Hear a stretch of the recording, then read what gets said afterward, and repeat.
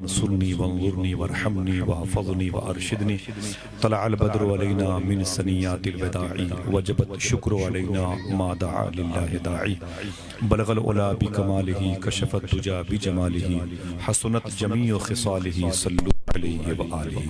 मेरे इमाम फाज़िल बरेलवी रज़ियल्लाहु तआला अन्हु बहुज़ूर सय्यदुल कौनैन सल्लल्लाहु अलैहि वसल्लम यूं खिराज पेश करते हैं, फरमाते हैं ज़ात हुई इंतखाब, वस्फ़ हुए लाजवाब, नाम हुआ मुस्तफ़ा तुम पे करोड़ों दुरूद।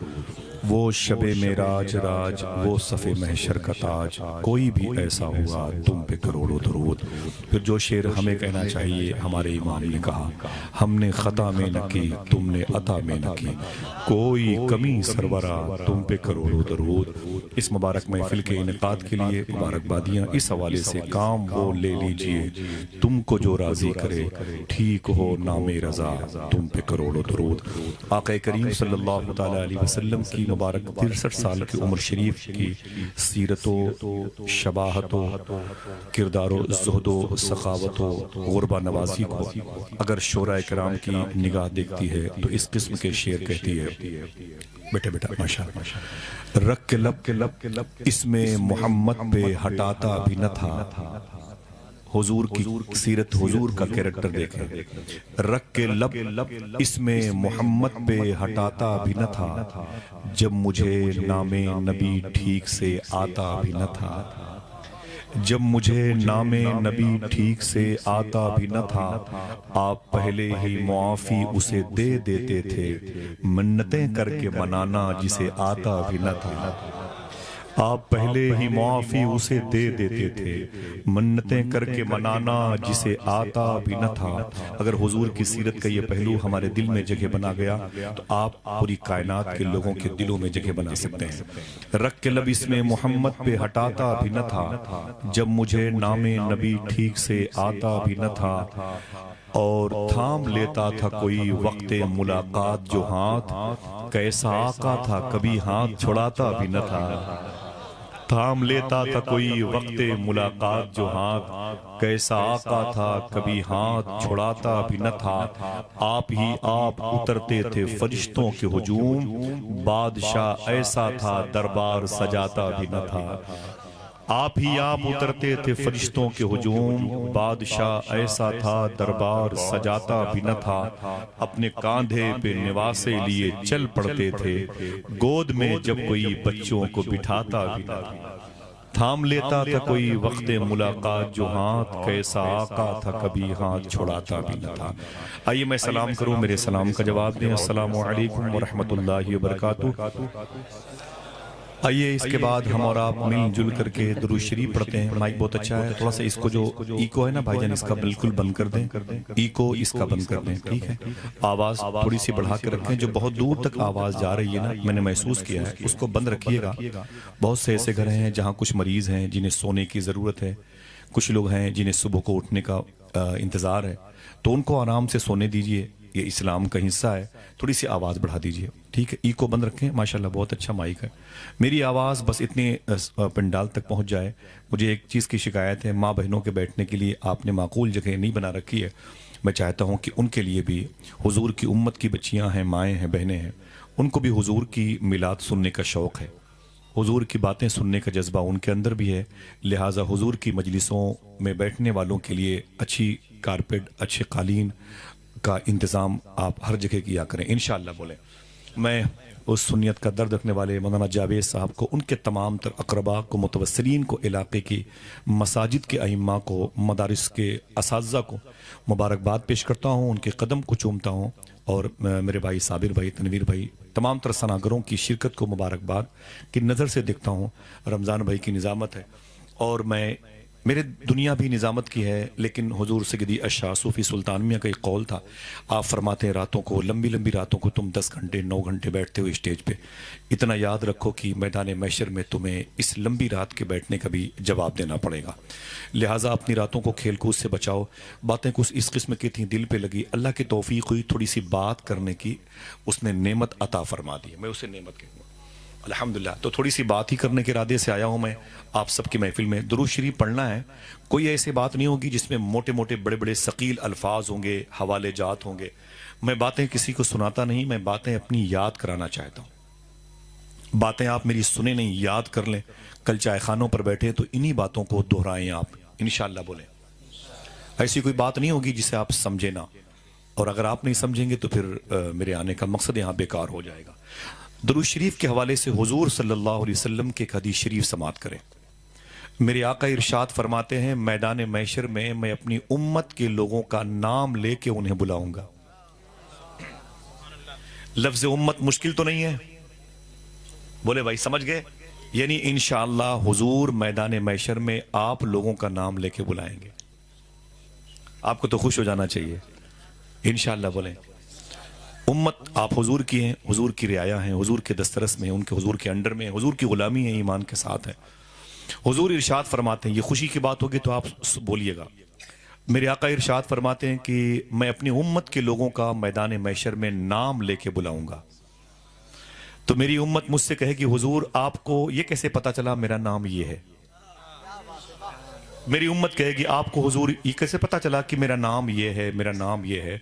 तो हुजूर इरशाद फरमाएंगे, मेरे आका फरमाते, मैं कहूंगा सुन, जब तू जिंदगी में किसी मजलिस में मुझ पर दरूद पढ़ता था तो फरिश्ते तेरा दरूद लेकर के मेरी बारगाह में आते थे, और दरूद शरीफ के बाद वो मुझसे ये कहते थे, आका इस दरूद को फलां ने पढ़ा है, गोया मैं तुझे दरूद की वजह से पहचानता। जरा मोहब्बत से कह दो सुभान अल्लाह। तकरीबन कुछ नहीं तो इशा की नमाज के बाद से लेके अब तक आपने 20-25 मरतबे जरूर दरूद पढ़ा होगा। अल्लाह का शुक्र है, बोले ना भाई, अल्लाह का शुक्र है। जमीन को आपने बगदाद और मदीने की जमीन से इत्तिसाल का शरफ बख्शा, मिला दिया। इतना दरूद पढ़ा कि हुजूर की बारगाह में आपका नाम पेश हो चुका है। मोहब्बत से कह दें सुभान अल्लाह। दरूद के हवाले से प्रोफेसर वासिफ अली वासिफ से एक बात पूछी गई कि दरूद पढ़ने की शर्त क्या है। मैं एक जुमला बोल के चुप हो जाऊंगा, देखूं कितने समझदार लोग बैठे हुए हैं। आशिक तो सब हैं, जहन फहिम दाना कितने लोग हैं, होशियार पढ़े लिखे लोग। वासिफ अली वासिफ से किसी ने पूछा कि दरूद पढ़ने की शर्त क्या है, तो वासिफ अली वासिफ कहते हैं दरूद पढ़ने की एक शर्त है। बोले वो क्या? तो आप कहते हैं कि दरूद पढ़ने वाला, यानी आप लोग, दरूद पढ़ने वाला और जिस पर दरूद पढ़ा जाए, यानी मदीने वाले आका। बेटा बोलना नहीं, ठीक है? वो कहते हैं कि दरूद पढ़ने वाला और जिस पर दरूद पढ़ा जाए, मदीने वाले आका, दोनों का जमाना एक होना चाहिए। समझे कि ऐसी अंधी मार रहे हैं आप? सुभान अल्लाह। बोले भाई, बोले कुछ तो बोले। आप समझ रहे हैं मेरी बात को? हुजूर फरमाते हैं कि दरूद पढ़ने वाला यानी आप लोग, और जिस पर दरूद पढ़ा जाए, मदीने वाले आका, दोनों का जमाना एक होना चाहिए। आप कहते हैं कि सलाम करना चाहिए। मैंने क्यों? हुजूर की सुन्नत है। तो क्या मतलब हम दरो दीवार से, कारपेट से, कनात से, शामियाने से सलाम करें? नहीं, आप हैं तो हमें सलाम करना चाहिए, क्योंकि जवाब देने वाला है। दरूद पढ़ने वाला अगर है तो जिस पर पढ़ा जाए उसका भी होना जरूरी है। वासिफ अली वासिफ कहते दरूद पढ़ने की शर्त यही है कि हुजूर पढ़ने वाला और जिस पर पढ़ा जाए, दोनों का जमाना एक होना चाहिए। तो उसने कहा ना ना ना ना, तो इसका मतलब हम दरूद ना पढ़ें? कहा क्यों? कहा हम हुजूर के जमाने में नहीं थे। कहा यह सच है कि तू हुजूर के जमाने में नहीं था, लेकिन यह हकीकत है कि हुजूर तो तेरे जमाने में है। अल्लाह अल्लाह, जरा मोहब्बत से कह दो सुभान अल्लाह। हुजूर से कहिए, शाह सूफी सुल्तान मियां शाह साहब किबला से पूछा गया कि दरूद पढ़ने का तरीका क्या है, बता दूं? हाथों उड़ा के बोले बता दूं इंशाल्लाह, सुभान अल्लाह बोले। दरूद पढ़ने का तरीका क्या है? तो आप फरमाते हैं वही तरीका है जो नमाज पढ़ने का है। नमाज पढ़ने का तरीका क्या है? कहते हैं कि हुजूर ने इरशाद फरमाया, ऐसे नमाज पढ़ो या तुम खुदा को देख रहे हो या खुदा तुम्हें देख रहा है। कहते हैं ऐसे दरूद पढ़ो या तुम नबी को देख रहे हो या नबी तुम्हें देख रहा है। अल्लाह अल्लाह, जरा मोहब्बत से कह दो सुभान अल्लाह। ये हुजूरी का तरीका है। आप हैं अपने शहर में, नहीं हो सकते, दरूद पढ़ के फिर आपको हुजूर ही के शहर में होना पड़ेगा। दरूद फासले मिटाता है, दरूद डिस्टेंस को खत्म करता है। जहां भी दरूद पढ़ेंगे वो जमीन मदीने की होगी। और सूफी साहब ने फरमाया कि हुजूर के जिक्र का कमाल यह है, जुमला बहुत बड़ा है, हुजूर के जिक्र का कमाल यह है कि हुजूर की मौजूदगी में होता है। अल्लाह, क्या अकीदे की ये जो है बरकतों को जाहिर किया सूफी साहब किबला ने। ठीक है, इंशाल्लाह दरूद पढ़ेंगे। पूछा गया कि अच्छा दरूद जब पढ़ें तो अंदाज क्या होना चाहिए? तो सूफी साहब कहते हैं कि गर्दन झुका लीजिए, अपनी आंखें, अपना सेंस, अपने ख्यालात, अपनी फिक्र, अपना दिमाग दिल बाएं तरफ होता है, रूह दाएं तरफ। कहते हैं बाएं तरफ दिल की तरफ हल्का सा सर झुका के दुरूद पढ़ना चाहिए।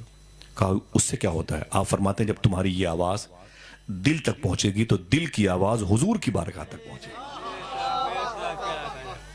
बोले कैसे पता चलेगा मेरी आवाज हुजूर की बारगाह तक पहुंचती है? कहते हैं अगर तुमने इस तरीके से दुरूद पढ़ा तो 40 दिन के बाद, इसको प्रैक्टिकल में लाइएगा इंशाल्लाह। देखिए हजरत कहते हैं 40 दिन के बाद तुम्हारे सीने में मीठा मीठा दर्द होगा, इसके अंदर उभार का एहसास होगा। दिल में सीने के नीचे जो दिल है बाएं तरफ यहां पर, कहते हैं जब ये मीठा मीठा दर्द होने लगे तो यकीन करना कि तुम्हारी दुरूद की आवाज हुजूर की बारगाह तक पहुंच रही है।